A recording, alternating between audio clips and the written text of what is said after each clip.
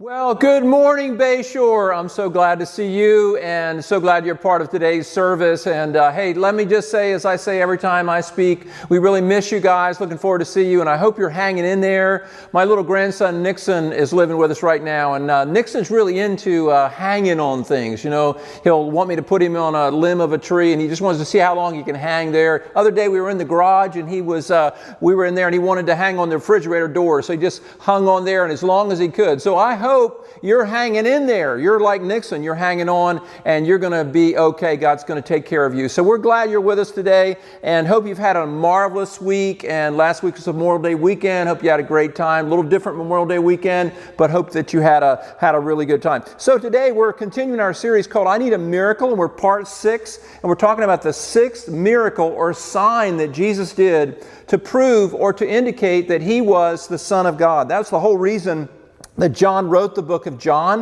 Whenever you're reading the Gospels and you read Matthew, Mark, Luke, and John, when you get to John, it's a very interesting Gospel, and it's basically John, one of the friends of Jesus, standing there in front of a jury, basically trying to convince them that Jesus is the Messiah. And here's the quintessential verse in the book of John. It's found in John 20, verses 30 through 31. This is why the book was written. In fact, when I was in grad school and undergrad actually as well, is whenever you wrote a paper, you always put the thesis statement in the beginning, and everything about the paper was built around that thesis statement. But John, when he wrote the book of John, he actually put the thesis statement at the end. And here's the thesis statement. The reason he wrote the book of John was Jesus performed many other signs in the presence of His disciples, which are not recorded in this book, but these are written that you may believe that Jesus is the Messiah. So that's why he wrote the book of John. So today, we're looking at a miracle, an incredible sign that Jesus performed. And this is the sign. It's actually a sign where Jesus healed a man that was blind. Now, actually, Jesus healed a lot of people that were blind in His ministry. And you'll read in the Gospels, He's always healing people that were blind. That was a big malady in that time. But this is a very unique miracle because this was a man that was born blind. And I want to read the story to you, and then we're going to look at some principles in this story. John chapter 9, verses 1 through 12, here's what it says. As He went along, Jesus is in the temple. It's the Feast of Tabernacles. He's in the temple. He comes out of the temple, basically. He saw a man blind from birth. His disciples asked Him, Rabbi, who sinned, this man or his parents, that he was born blind? Neither this man nor his parents sinned, said Jesus, but this happened so that the works of God might be displayed in him. As long as it's day, we must do the works of Him who sent me. Night is coming when no one can work. While I'm in the world, I am the light of the world. After saying this, He spit on the ground. He made some mud with saliva, and He put it on the man's eyes. Go, He told him, wash in the pool of Siloam, which means sent. So the man went and washed and came home seeing. His neighbors and those who had formerly seen him begging asked, Isn't this the same man who used to sit and beg? Some claimed he was, others says, No, he only looks like him. But he himself insisted, I am the man. How then were your eyes opened? They asked. He replied, The man they called Jesus made some mud, put it on my eyes. He told me to go to Siloam and wash. So I went and washed, and then I could see. Where is the man? They asked. I don't know, he said. Hey, what a great story. It's an incredible story. Also gives us a little peek into the question that we all have is why is there suffering? Why is there difficulty in the world? That's why that the disciples asked this very important question. They said, who sinned, this man that's blind or his parents that he was born blind? So they're trying to understand why was the man blind? Why was he experiencing what he was experiencing? And it's an interesting concept to me that they only had a very, very precise understanding of what perhaps made this man blind. And they only saw two options. They saw it either this man that was blind sinned, but remember he was blind from birth, so that's kind of odd that maybe he sinned somehow before he was born. Did you know that the Jewish people believed in prenatal sin?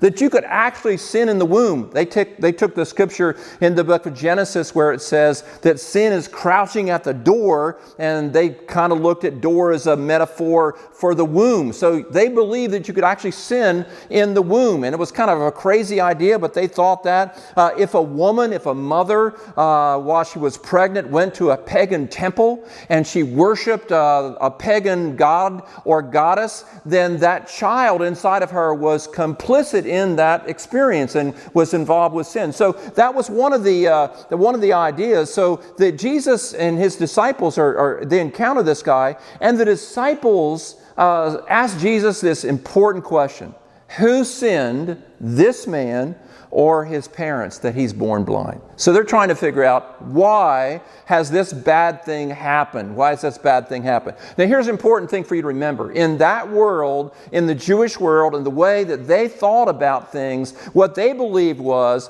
a cause and effect issue. Basically, if somebody was sick, or if somebody had a disease, or if something was wrong with a particular person, then there had to be something in the past that led to that malady. In other words, they were sick because of something they'd done wrong. Here's the first principle we find in the story, and it's this principle. Behind every bad thing is a bad deed. You can look at that statement there. Behind every bad thing is a bad deed. Now that's what they believe. They believe that if somebody had something wrong with them, then basically what that meant was something had happened in their past, that they'd done something wrong. We remember the book of Job. In the book of Job, you find in the book of Job that his friends that came to him, his friends said, hey, listen, you're going through all these hard times because you've done something wrong. So basically that was the worldview at that time, that if there was something wrong with a person, if they were sick, then maybe they had done something in the past that was wrong. So behind every bad thing is a bad deed. So that's what they believed. And so the disciples, it's interesting that they believe that as well. They believe that as well. Now, Jesus gives them another option. Jesus says, this man didn't sin, nor did his parents sin, but this happened that the glory of God may be revealed. So basically, Jesus says, your worldview, how you're looking at this situation is not correct. Because if you believe that this man is sick just because you think maybe his parents did something wrong or he did something wrong, that is not the option that you need to be thinking about. Because this had happened to this person so that the glory of God can be revealed in their life. And that's an incredible thing. Now, what I think is really interesting about this story, and this is one of the things that really stood out to me in this story, was this idea. The idea that the disciples believed what they believed about this man being ill. They believed that because everybody around them believed that. Everybody around them to believe that. And so sometimes I think that the things that we believe, the things that we think, our conclusions about life are always directly connected to what everybody else believes. So basically, the disciples were just really sort of articulating what all of society believed. Everybody in the Jewish world at that time believed if you were sick, it's because you did something wrong. There was some sin in your life. There was something that you did, some bad deed that led to that bad outcome. So the disciples basically are believing the same thing. They're believing what everybody else believes around them. And then Jesus kind of breaks that worldview. And he says there's a different way of looking at this. Let me ask you a question. Of the things that you believe about life, how many of those things that you believe are really your beliefs, or are they really the beliefs of everybody around you? Are you being influenced in what you think your worldview? Does your worldview really come from what you read in the Bible, what you think is reasonable, or what you really think makes sense? Or are you basically kind of carried along with the current of what everybody else thinks? I think that's a big problem for a lot of people, because a lot of people, basically we don't think all the time about why we believe certain things. It's just everybody believes a certain thing. Because everybody believes a certain thing, we just sort of go along with that. I remember thinking about, I was listening to R.C. Sproul the other day, and R.C. Sproul was a philosopher, has a degree in philosophy, and a great theologian as well. He went home to be with the Lord a few years ago, and he was teaching a philosophy class with undergrads one time. And they got around to the discussion about evolution. They were just talking about evolution, and so he asked that class, there's 39 people in the class, and he asked the class, how many of you here believe in evolution? And he said that out of 39 people in the class, 39 hands went up. Everybody in the class believed in evolution. So that was a great conversation. And he said this, he followed up that question was, why do you believe in evolution? Now, I'm not here to talk about evolution so much, but I just want you to see something here.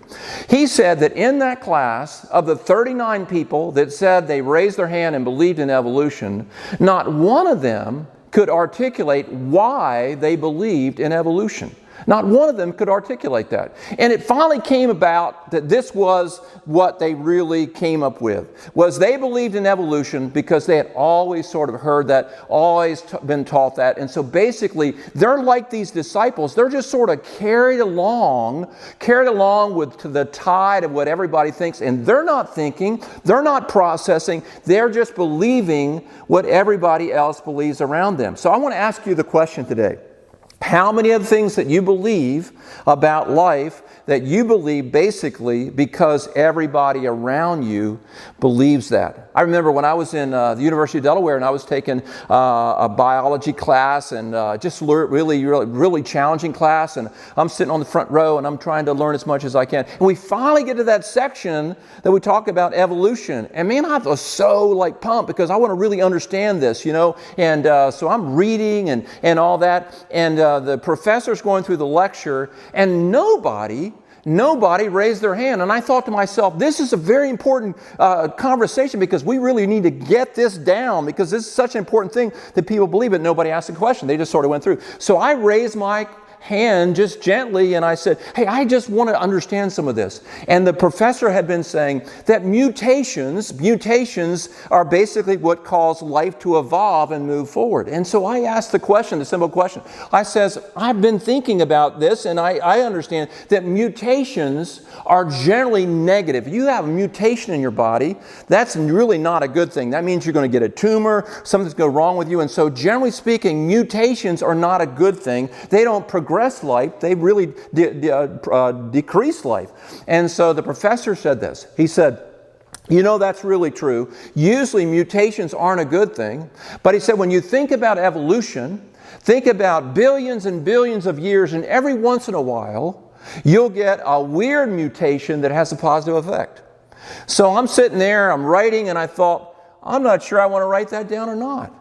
Then he went on to explain about the importance of understanding the peppered moth. Have you heard about the peppered moth?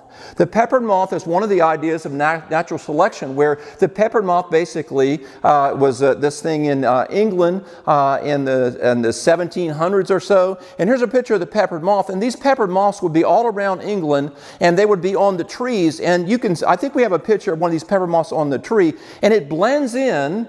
It blends into the tree and you can't see it. So when the birds are flying around, the birds can't devour the peppered moth because they can't see the peppered moth.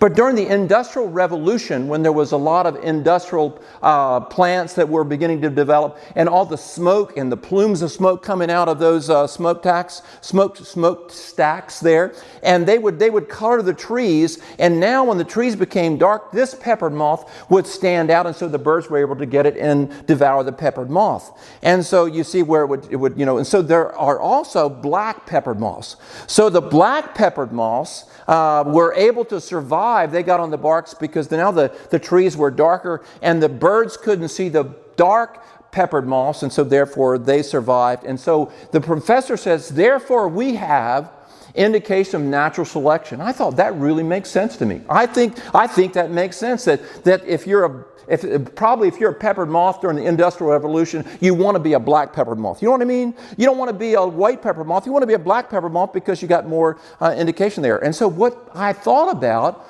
and the conversation I had with our professor was, I think that's really interesting. I think that explains natural selection, and I think that makes some sense. And I think what it does is microevolution makes some sense, that species can adapt in certain environments.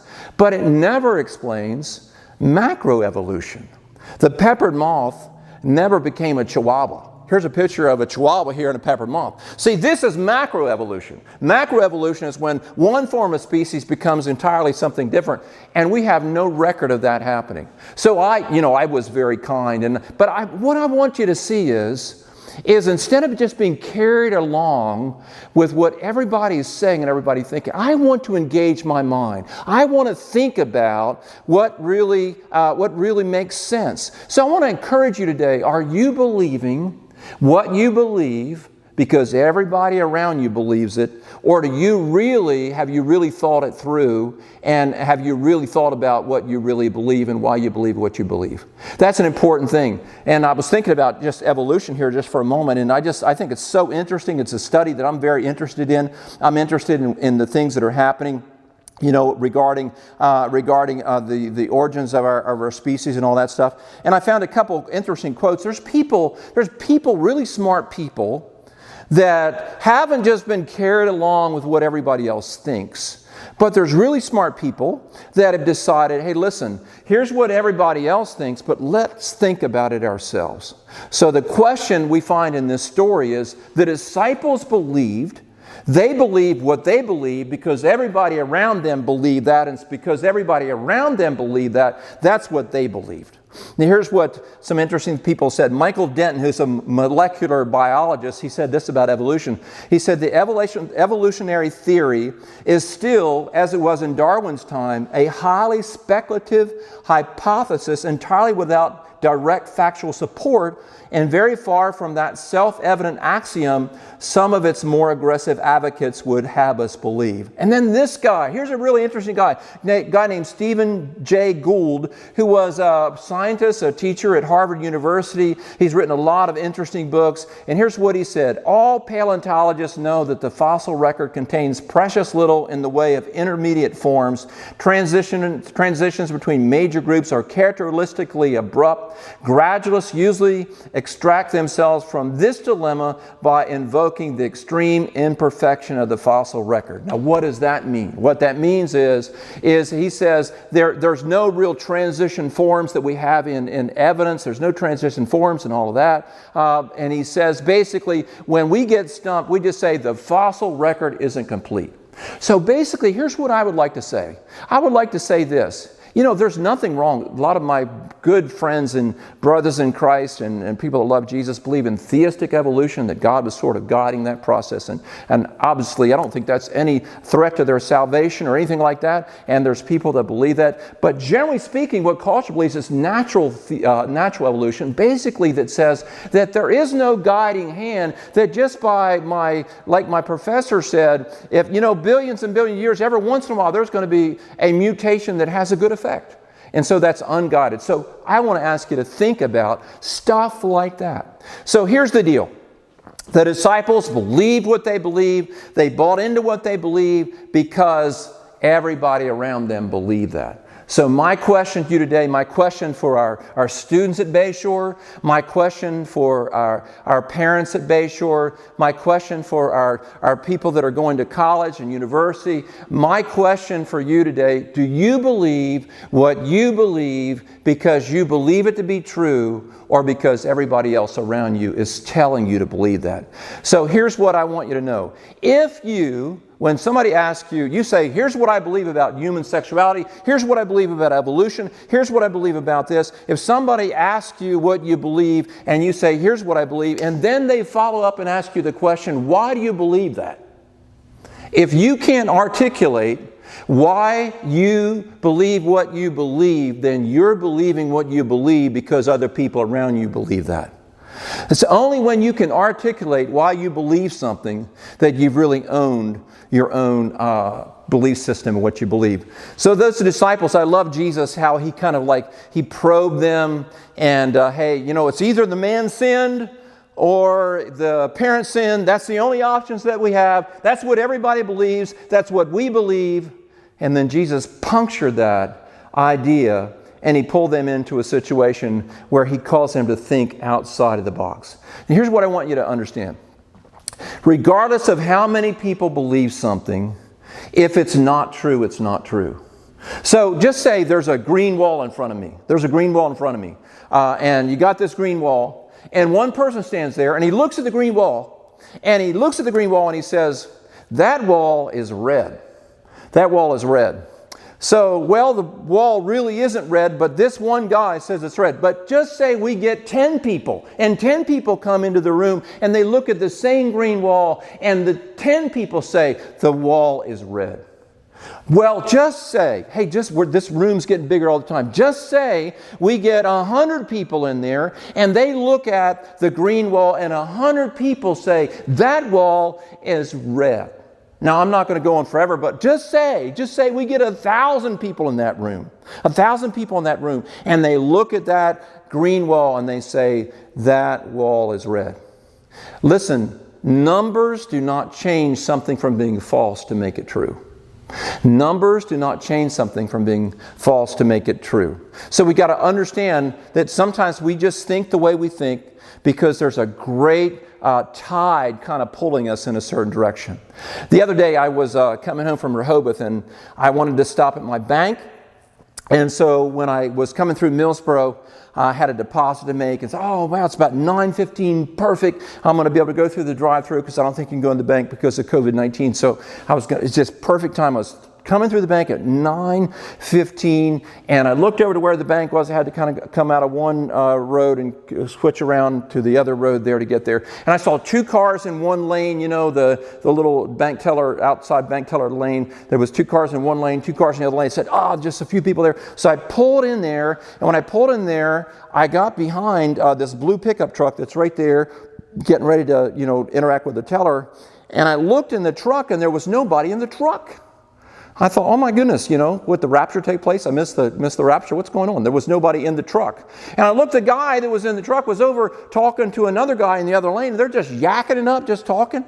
And about that time, there was another white SUV that pulled behind me. So now it's sort of sandwiched in. I thought, it's 9:15, 9:20. Why is the bank not open? And I looked and there was a sign. I actually got out of my truck and I walked up there. There was a sign that said, because of COVID-19, we now open Monday through Friday, 10 to 5. 10 to 5. Now, I don't know why they're open an hour later now because of COVID-19. I guess you got to find your mask, put your mask on or whatever. But it was like, you know, I just like, now I was trapped. And I went to the lady behind me in the white SUV and asked her if she would back up. And she said, I don't know how to back up. And she said, I can't believe they're not open until 10. But anyhow, after a while, we kind of backed up and we got out of there. And here's the point of the story. The point of the story is if you're going to the bank in Millsboro, make sure you don't go until 10, okay? That's the point of the story. No, here's the point of the story. The point of the story is I saw people there lined up in a certain position and I assumed that the bank was open.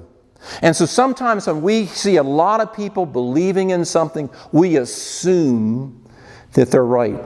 We assume that they're correct. We assume that they're on the right path. And so we got to remember, in this story, we learn this wonderful principle.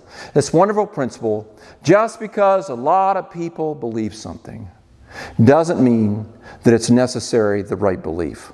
So I want to encourage you to think about your belief system. I want you to think about what you believe. And I want you, in our generation, I want you to be bold enough to stand up for your faith, to stand up for what you believe in. I want you to think through things you need to think through. I need you to think about what is really true. And just sort of, don't be afraid as you think about everybody around you believes a certain thing, because the reason that we want to sort of go along with everybody is because conformity is comfortable and non-conformity is uncomfortable. The reason, we take certain positions about certain things really has nothing to do with if we think it's reasonable or if we think it's has authenticity. We believe it because it's comfortable, because everybody else believes it. And we want to be a zebra in a herd of zebras. And we don't want to be sort of standing out. But think about Noah in the Old Testament. Noah, it says in 2 Peter, was a preacher of righteousness. And only 8 people, 7 others and himself, were saved in the days of the flood. An incredible, incredible story. And here was it, thousands of people that thought Noah was crazy, thousands of people that thought Noah was off his rocker, thousands of people that didn't believe at all what Noah believed, and there Noah was faithfully saying what nobody else was saying, and it turned out that Noah was right and everybody else was wrong. If you ever hear anybody that's saying something that nobody else is saying, you may want to pause and listen to that person. If you ever hear anybody that's sort of going against the tide, somebody sort of speaking something that nobody else is saying, you want to make sure that you listen to that person, because sometimes that person is the person that's really hearing the Lord. So you got to be courageous. You got to be courageous, to believe what you should believe in our generation. You want to be courageous. You want to be like a Noah. You want to stand up even though everybody else is saying something else. You don't want to be ugly. You don't want to be mean. You don't want to be insensitive. You don't want to be like a nice person. You want to be a compassionate, loving, gentle person. But at the end of the day, you need to believe what's true, not what everybody else around you believes. Do you remember the story from Hans Christian Andersen, the guy that wrote a Dutchman who wrote these stories, these fairy tales back in I think it was the 1800s, and he wrote the famous story of The Emperor's New Clothes. Have you ever read that story? What a great story it is. It's a story about this king who loves his wardrobe. He just loved his wardrobe. And he wore it, and it says in the story that every hour he changed his outfit because he loved what he was wearing. He loved his clothes. And so one day, these 2 people that would make clothes came into the kingdom, and they said, we can make these magical clothes. We can make these magical clothes for you. And these clothes are so incredible that they're lightweight. And what's interesting about these clothes is if somebody is disloyal to the king, they won't be able to see the clothes. And if someone is a simpleton and just sort of a foolish person, when they won't be able to see the clothes. But they're the most beautiful clothes ever. And so the king says, I've got to have some of these clothes. The emperor says, I've got to have some of these clothes. So he paid these guys, and they got out their looms. They got out their looms to make these clothes. And he gave them a bunch of money to make them these clothes. And it says that they worked on these looms day and night, but they really weren't making anything. And they asked the king to send them his best silk and his best gold thread, and they got all that stuff and put it in their bags. And finally, there was going to be this big parade. And so he had already sent some of his officials to go look at these clothes. And the officials would go in, and his number one official looked and he couldn't see anything. But he thought, I can't admit that that I can't see it. It would mean I'm disloyal to the king, or it would mean I'm a simpleton. And so he went along, all these clothes are beautiful. Then they sent the next guy, the same thing. He couldn't see him either. And so he went along with it. And finally, there was this day when they had a parade, and the king goes, and he can't see the clothes, and he doesn't want to, think that he's a simpleton. And so he takes off all of his clothes. He takes all of his clothes off, and he goes through the streets before all of his citizens, and because everybody knows the story, and everybody says, oh, these clothes are beautiful, these clothes are wonderful. And finally, a little boy says, he's got nothing on at all. He's got nothing on at all. And all of a sudden, everybody is awakened out of their stupor, and they all recognize that the king is basically naked. So when I think about our culture, I think about us in that vein. That we're all pretending that things are a certain way, but they really aren't. And we need some little boys, like in the emperor's story, a little boy that says he has nothing on at all. And so when we're going through this kind of, this trend of we all believe a certain thing, we're all going in a certain direction, we all have a certain paradigm, and we just believe what everybody else around us believes. But what we need in our generation are people with courage, people that ask the hard questions, people that want to know, hey, listen, if evolution is true, why is it true? Or why isn't it true? We want to think about all the hard issues, and we don't want to just simply parrot what everybody else around us is saying. We want to make sure that we're thinking about that. The other night I was watching an old movie. Now, some of you that are older, I don't want to insult anybody, but back in 1972 there was a movie called The Poseidon Adventure. And if you're an old geezer out there and you remember, the original Poseidon Adventure, you can just kind of like let us know right now. That was an incredible movie. Here's a picture of the actual. It had all these interesting actors in it and all that. But the Poseidon Adventure was about a ship that was hit by a tsunami, and it was turned upside down.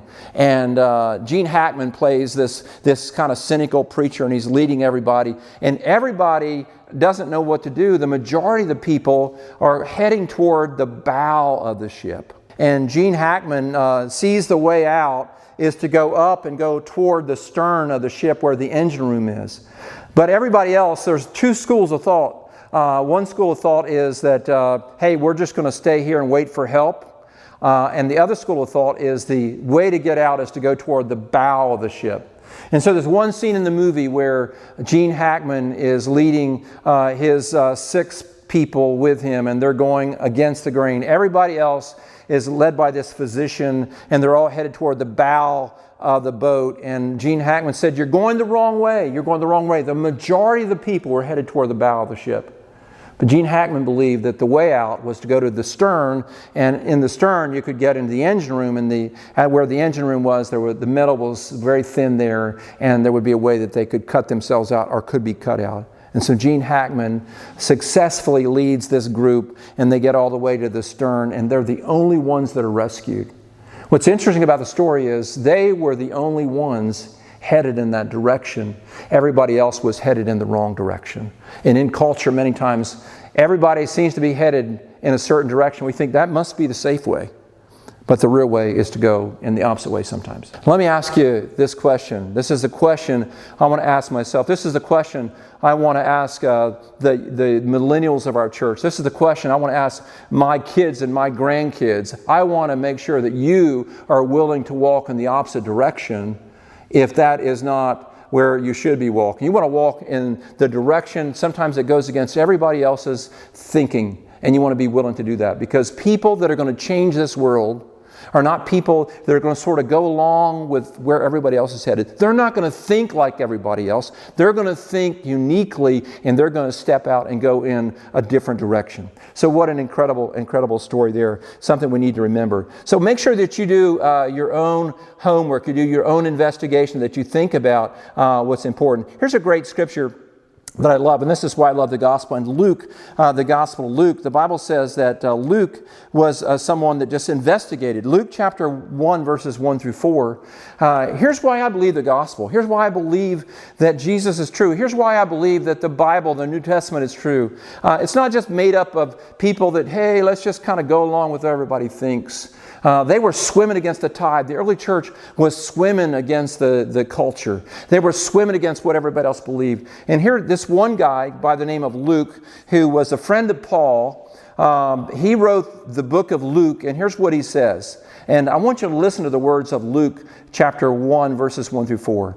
Many have undertaken to draw up an account of the things that have been fulfilled among us, just as they were handed down to us by those who were from the first were eyewitnesses and servants of the word. With this in mind, since I myself have carefully investigated everything from the beginning, I too decided to write an orderly account for you, most excellent Theophilus, so that you may know the certainty of the things you have been taught. Couple words in there really stand out to me. One is the word I myself.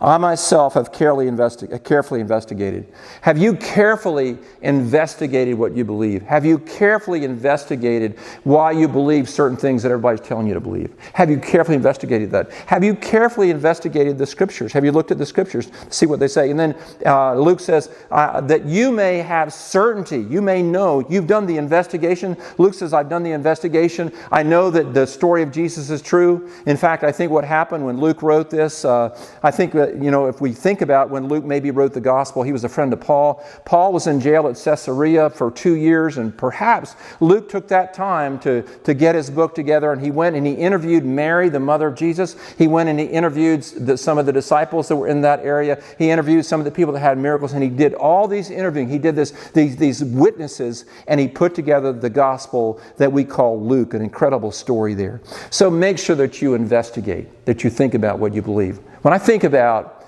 people that have courage to go against the tide, I think about Lee Strobel. Here's a picture of Lee Strobel. He's written a lot of books. Lee Strobel wrote A Case for Christ. He wrote A Case for Faith. He's written some incredible books, great books. And I don't know if you know this about Lee Strobel. Lee Strobel, he looks like a preacher here, but he's not always been a preacher.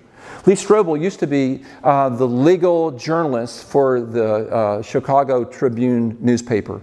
And he was an atheist. He didn't believe that God was real. In fact, here's what Lee Strobel said. Lee Strobel said, he said that people, what he used to believe when he was an atheist, people created God. God didn't create people. People created God because they were afraid to die. And so they made up God so that there would be a heaven, and that would help them to deal with their fear of death. And that's what Lee Strobel believed. And he said he came to the conclusion that because there was no God, the best thing he could do would remember that there's no consequences, that he could live a very sensual life. And so he lived a life of debauchery. He lived a life of drinking and promiscuity. And he lived just kind of a wild life. He just was just kind of a crazy, crazy wild guy. And he got married. He married a gal by the name of Leslie. And Leslie was an agnostic. Now, an agnostic, an atheist is someone that says there is no God. An agnostic is someone that says they're not sure if there's a God.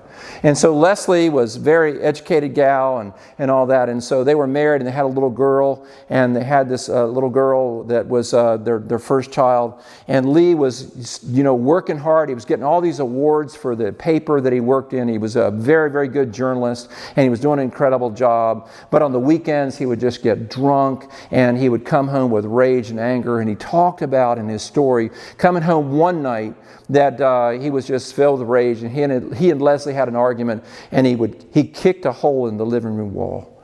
And his life was just crazy. And his little girl, when Lee would come home from work, he said his little girl would be playing with her doll babies, and she would hear her dad come up, and she would pick up her doll babies, and she would go in the room and close the door to be away from her dad, because she thought maybe her dad was going to be drunk or whatever. And so what happened to Leslie, his wife Leslie met a girl in the neighborhood they lived in. She was a nurse, and she was a Christian, and she began to talk to Leslie about her faith and about how much she loved Jesus. And she invited Leslie to go to her church, and so Leslie went to her church, and Leslie asked questions about the Bible. She investigated things about the Bible, and Leslie became a follower of Jesus. And so she goes to her husband, Lee Strobel, and she says to Lee, she says, "I have something to tell you. I become a Christian." And he thought maybe he should divorce her, because he thought, the worst thing that you can tell an atheist is that their spouse has become a Christian. And so he thought to himself, he could see her getting better, and she was nicer and all of that, but he just had a really, really hard time with the whole thing. So she invited him to go to church, and Lee Strobel goes to church with her, and he listens to the message. He hears the gospel for the first time, and he comes home. He's not convinced, but he says, what I'm going to do? I'm going to investigate.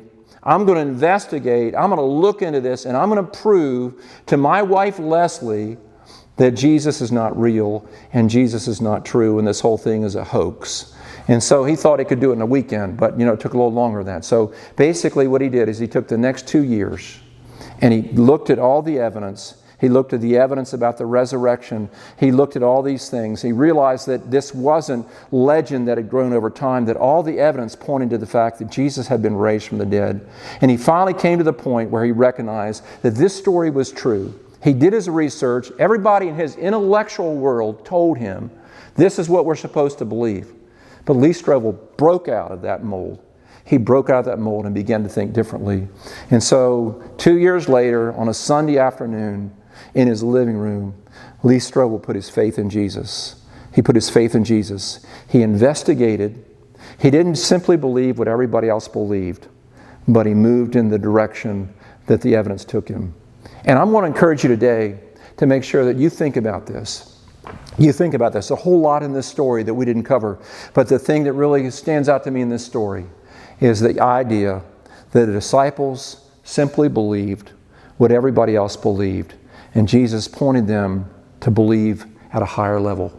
And I want you to think about what you believe today. I want you to think about what is true, what is reliable, and what you can stand on. And make sure that you, like Noah in his generation, are willing to step out and to believe differently and think differently. It's like the Italian mother that went to see her son. Her son went through boot camp and Marine training, and she went to see him in the parade, and she came home and everybody asked her, how was the parade? And she said, everybody was out of step except for my son Johnny. And everybody was out of step except for her son Johnny. And what she was saying was, everybody was walking a certain way, but Johnny was walking different. And I want to encourage you today to walk differently. This is a great salvation we're a part of. This is a great, great thing that we're all a part of, and we can believe and we can think differently. So let me challenge you today, before I pray for you, when we turn it back over to Pastor Jeremy, let me challenge you to think about how you can think outside the box and don't simply believe what everybody tells you to believe, but do your own investigation and believe what is uniquely true. Let's bow our heads in prayer. Would you lift your hands up to the Lord and thank the Lord for those of you that know Christ and are following Jesus? Just lift up your hands and just celebrate the fact that you don't have to think like everybody around you, but you can see something fresh and something new. So Lord, I pray, Father, for this generation. I pray for people in Bayshore. I pray for students. I pray for millennials in our church.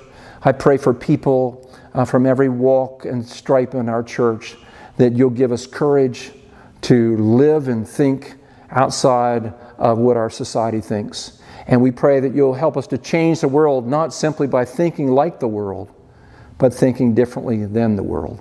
So give us the ability to do that, and give us the courage to do that. We ask this in Jesus' name. And we all said amen and amen. Love you guys. I'm going to turn it back over to Jeremy right now, and have a great week, and we'll see you next week.